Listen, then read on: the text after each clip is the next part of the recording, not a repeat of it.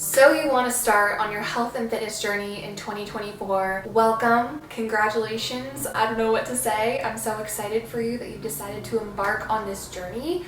And maybe you're just coming here because you want to up-level your fitness journey. And if that's the case, I also love you. We love a growth mindset on this channel. So if you are new here, you've never watched one of my videos, hello, my name is Erica. It's so good to have you. I talk about all things health, wellness, fitness, nutrition, reading, life in general. We cover lots of topics on this channel, but today specifically, I want to give you guys a how-to guide on how to start your health and fitness journey in 2024 if this is something that you've been wanting to do and are maybe just a little bit nervous or unsure on how to get started. So I've been working out for probably over 8 years now. I'm also a health and fitness coach, so I work with women of all different ages, helping them level up their lives when it comes to their fitness, their nutrition, and just their overall well-being and confidence. So I feel very equipped to talk to you guys today about not only my journey, but also things that I implement with my own clients day to day. But I feel like we need to take a trip down memory lane, with me at least, because when I first started my fitness journey, I had no idea what I was doing. I went to the gym with my brother back in high school and I was terrified to do anything, so I just basically followed him around like a lost puppy. I learned how to squat, so I did that.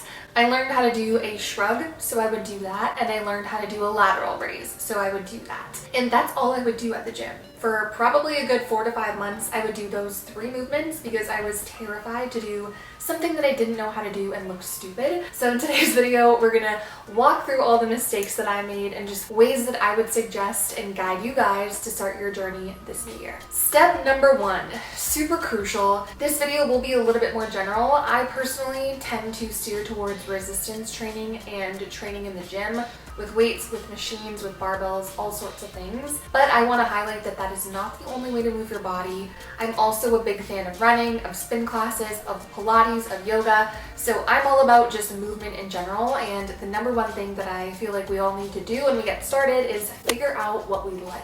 And this may come with a little bit of discomfort. As I said, when I first started, I went into the gym and I was terrified to try anything because I didn't want to look stupid. But failure is a part of the journey, and in my opinion, failure is not failing. It's simply an opportunity to learn how to do something a different way or a better way. So what I ask of you guys, if you're wanting to start on your journey this year, is try out a bunch of different things because you're not going to know if you'll like something until you try it. Go to the gym, try a resistance training workout from Instagram or TikTok. Go with a friend maybe that already goes to the gym. Try out a bunch of different classes. Try spin class. Go for a run. Go to a running group. Go to a yoga class. Go to a Pilates class. Go to a kickboxing class. Whatever you want to do in order to move your body and whatever form of movement sounds interesting to you, I would argue that it's a good idea to try it because, like I said, you'll never know if you will until you try it. That was me for years.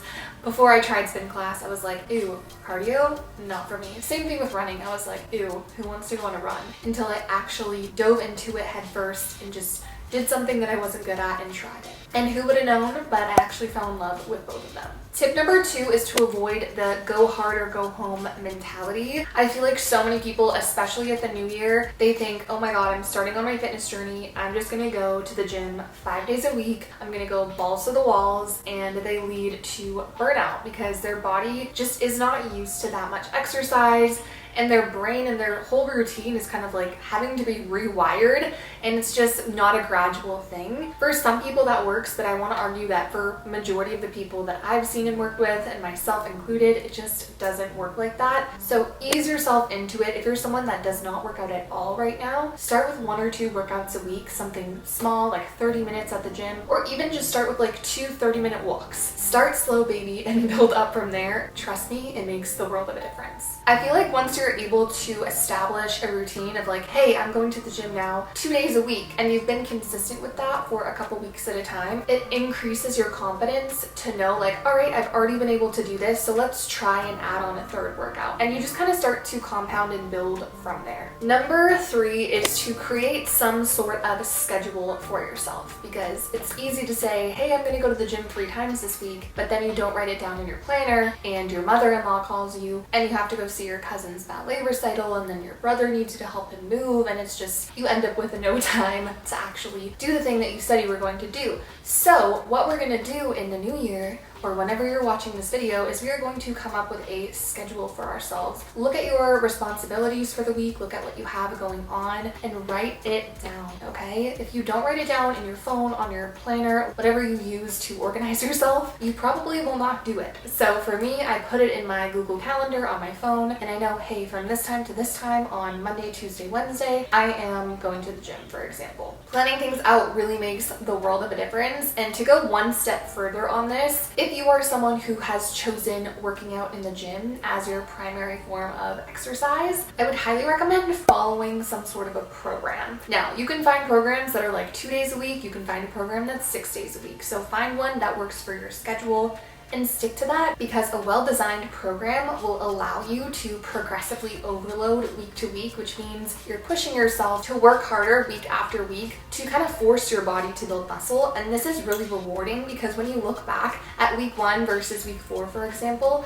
you'll see, wow, I was able to increase my weight on this exercise, or I was able to add 3 reps to this exercise. And it motivates you to keep going because you can see what the consistency has done for yourself. So create a schedule for yourself, whether that's I'm gonna go to Pilates twice a week and a walk on Sundays for an hour with my best friend, amazing. Or maybe on the other hand, it's like, hey, I'm gonna go to the gym 4 days a week, 2 lower body days, 2 upper body days for 45 minutes. Whatever works for you, but creating a schedule and writing it down is seriously such a game changer. I think this is number 4, but I personally think that mixing in cardio and some form of resistance gives you the best of both worlds. Now, if you would have watched my channel a couple years ago, I never talked about cardio. I only went to the gym, I only resistance trained, and in the last approximately 12 months or so, I've started to actually incorporate cardio other than just walking into my routine, and I personally love it and think that it made such a difference on my overlook and how I view exercise and movement, because not only now am I going to the gym, but I actually feel really fit because I'm able to run, I'm able to go to spin class and do these things that do require a little bit more cardiovascular endurance, as opposed to just going to the gym and doing some bicep curls. Don't get me wrong, I love a bicep pump, but there's just a different feeling that comes with being able to say like, hey, I'm just gonna go for a jog today and not die. Like, that thought would have never crossed my mind a couple years ago. And so I highly encourage you guys, if you're getting started on your journey, to incorporate both sides of the spectrum. Resistance training is so important. It builds your body, it gives you that stability. And then the cardiovascular side, that can look different for different people, whether it's going on a walk just to get started, you know, going on a run, spinning, going to a kickboxing or a boxing class, jumping rope, swimming. There's tons of different ways that you can incorporate cardiovascular exercise into your routine, but I would highly recommend combining both of them in some form. Number 5 is to make sure that you're actually matching your dietary choices with your fitness goals and your fitness choices. As you guys probably know, it's not just working out that's going to transform your body, but nutrition is such a huge part of that, and it's going to contribute so much to how you physically feel and also how you can perform in the gym, and also how you're able to perform with any form of exercise that you choose to engage in. If you're not fueling your body appropriately, you're not going to be able to perform to the best of your abilities. So when it comes to getting started, you don't have to go crazy. I would personally recommend starting by incorporating more protein into your diet, trying to get in lots of colors in your diet, so lots of fruits and vegetables, getting in high fiber foods, eating basic whole nutrient dense foods, and prioritizing those is going to go a long way. Not to mention, incorporating more protein into your diet is going to leave you feeling satiated. It's probably going to help reduce some of those cravings that you might be having. And also, having enough protein in your diet is going to help build and maintain that muscle mass that you want to build that toned, athletic physique. So you might want to go all in and start to track your macros. If that's the case, amazing. I do have some other videos on that. But if not, and you're just deciding that you want to take a healthier approach to your diet, amazing. Just follow some of those tips that I just listed. Like I said, keep your diet full of whole, nutrient-dense foods, colorful plates, high protein, high fiber, and you'll be good to go. Number 6 is to keep in mind that the basic suggestions that you hear are there for a reason. You've probably heard, get 10,000 steps a day, drink 8 glasses of water, get 8 hours of sleep. Those things are said and repeated for a reason because they do hold a lot of merit. Now, there's nothing magical about hitting exactly 10,000 steps a day, but in my opinion, promoting the idea of getting more steps in, because typically most of us do work fairly sedentary jobs. We're sitting a lot throughout the day. It gives us tight hips. It can cause lower back issues. We're just not promoting blood flow. Lots of different reasons why getting more steps in is going to benefit your health and fitness journey tenfold. So the 10,000 step a day number is not magical. What I would recommend is track your steps and see where you're at right now. Let's say you're only at 3,000 steps a day. Cool. Let's work up to 4,000 or 5,000. Let's see how long you can keep that streak going before we push it higher. Oppositely, if you're already around that 10,000 step mark, amazing. Just keep that going. Get your body moving throughout the day. It's going to promote digestion. It's going to help with blood flow and recovery from the gym or whatever workout you're doing. Getting your steps in throughout the day is one of my top tips, not only for those of us that want to lose body fat, but people that want to just promote their overall health and well-being. Same thing with the water. We want to stay hydrated. It's so important for literally every function in our body. Our body is primarily water anyways, so staying hydrated throughout the day makes the world of a difference. It's going to help with digestion, your skin, your mental health, your ability to recover and build muscle in the gym. I could go on and on with the list, but you get the gist. Getting in your water, super important. But same thing with the steps. Assess where you're at. Like I said at the very beginning, going hard right off the bat probably will lead to burnout. So if you're not drinking any water right now and you try and drink 2 gallons a day, you're probably going to die. So just take caution and start slow and build from wherever you are. And lastly, with those basic suggestions, sleep, we all know, get 8 hours a night. It's the magical number. Is there anything magical about it? Maybe, but personally, I would just say try to ensure that you are promoting adequate amounts of sleep and adequate quality of sleep. It's not just a matter of, hey, I laid in my bed for 8 hours.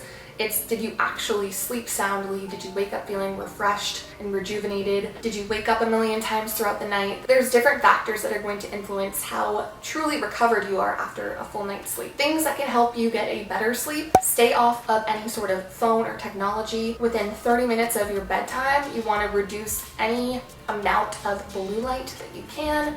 That blue light is actually going to suppress our melatonin production, which is a hormone in the body that promotes sleep. So if you're suppressing that melatonin, your sleep quality is going to go down the drain. So we want to make sure, stay off those blue lights, stay off technology, do something that's going to calm your central nervous system, whether that's journaling, taking a warm shower, doing your skincare, doing some yoga, some mobility, whatever feels good for you. That is going to help with sleep quality.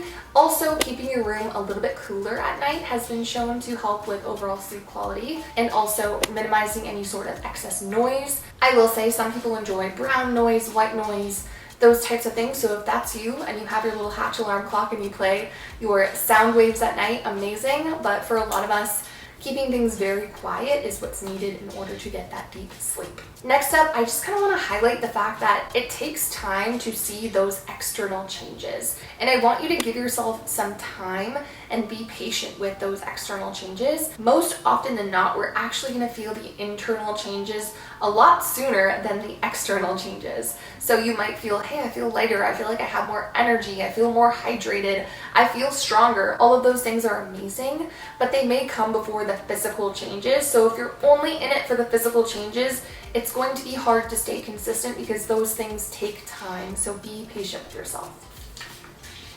I think this is number 7 maybe, but I want to talk about romanticizing your life and romanticizing your health and fitness journey. Now, this might sound very cliche and woo-woo and that girl, but honestly, it's helped me so much, and I just love romanticizing everything in my life because it's fun, and who doesn't love to feel like they're the main character all the time? So things that I do to romanticize my health and fitness journey: put on a cute ass outfit, go on a hot girl walk, put on your headphones and listen to a podcast. That's one of my favorite things to do. It feels very main character. I love it. I also love scrolling on Pinterest to get inspiration for like Pilates outfits or new recipes. Pinterest is one of my favorite apps out there. I love it, so I'd highly recommend checking it out if you don't already. But I'll scroll that and I'll find inspo and just romanticize different parts of my journey. I have a fitness tracker that I'll write things down in, I'll color it in, little things like that that make you feel, like I said, the main character, and just bring a little bit more fun and excitement to your journey. And lastly, I just wanted to say balance is so important, you guys. As I said at the beginning,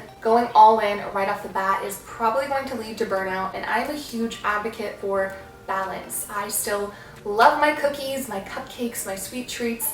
cinnamon buns. I love spending a Sunday laying on the couch doing nothing. As much as it is important to, move your body, get your water and stay hydrated, eat clean, eat healthy foods, it's equally as important in my mind to have times where you are doing the opposite, where you're enjoying fun foods, where you're being lazy, because ultimately if you're just go, go, go and super clean all the time, not allowing yourself to have any treats, it eventually will probably lead to some sort of binge or, episode of that sort. So finding what balance looks like to you is super important, and I never want anyone to feel like they have to be healthy and clean and doing everything perfectly all the time, because that's just not the nature of being human. So that is going to conclude our tips for how to jumpstart your health and fitness journey in 2024. I hope this was helpful. Let me know in the comments what you're excited to try out this year. For me, I'm really excited to try some hot Pilates, so catch me doing that very soon. If this was helpful, give it a thumbs up, subscribe down below if you're not already, and I will see you all in the next one. Bye guys.